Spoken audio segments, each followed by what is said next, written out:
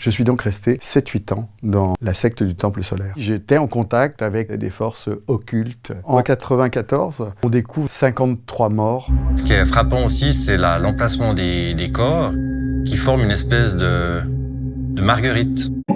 J'ai 25 ans et il me manque dans ma vie une quête, du sens. Et donc, un jour, j'entends parler du temple. C'était un endroit où on recevait un enseignement, où on pouvait se rassembler, où il y avait des rituels. On dit que dans ce milieu-là, on est en lien avec des forces qui sont autres avec les maîtres cosmiques. Dans les rituels, c'était fait pour se mettre en lien avec ces forces-là. Il y avait des règles, par exemple, quand on était dans des vies communautaires, il y avait 1 ou 2 personnes dédiées à la cuisine, mais les autres ne devaient pas polluer l'endroit parce que la nourriture était sacrée.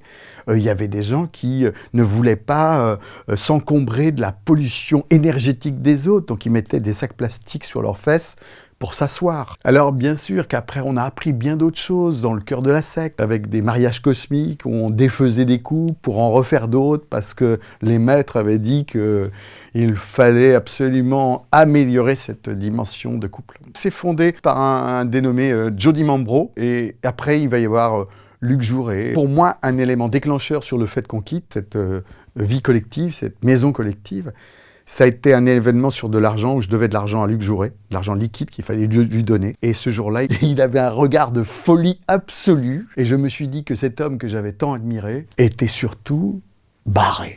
Mais barré à un point où nous, il fallait qu'on se barre aussi. Et on est parti. Et 1 an plus tard, c'était le massacre. Alors, en 1994, on découvre dans 2 chalets en Suisse 53 morts. Enfin, il y en a une partie aussi au Québec. Il y a par terre plusieurs personnes couchées sur le dos, certaines avec des sacs en plastique sur la tête.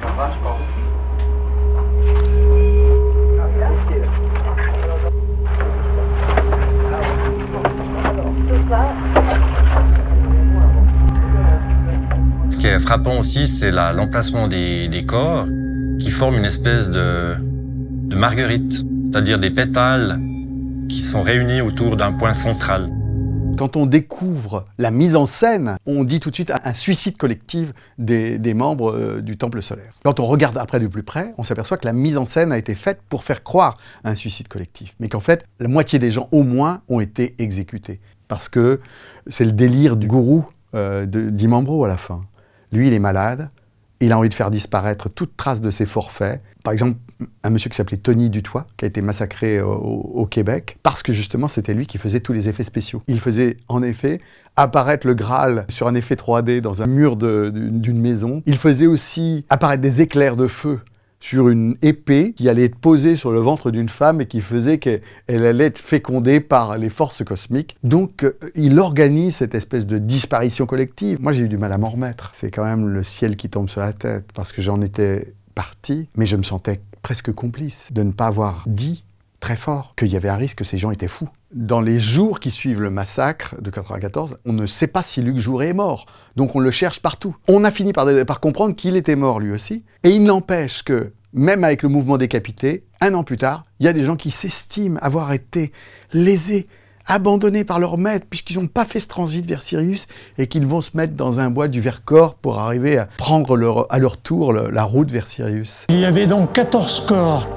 donc allongés sur le dos, la tête vers l'extérieur. La plupart étaient en partie, même beaucoup calcinés, avec des sacs en plastique sur la tête.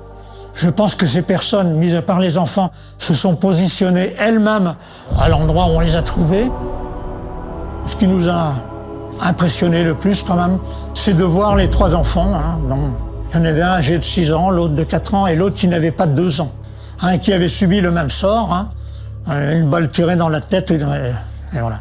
Je pense que c'est pour ça que c'est aussi important de parler de tout ça aujourd'hui. En politique, en religion, en amour, on a besoin de s'aveugler pour pouvoir avancer. Sauf que cet aveuglement peut être mortifère.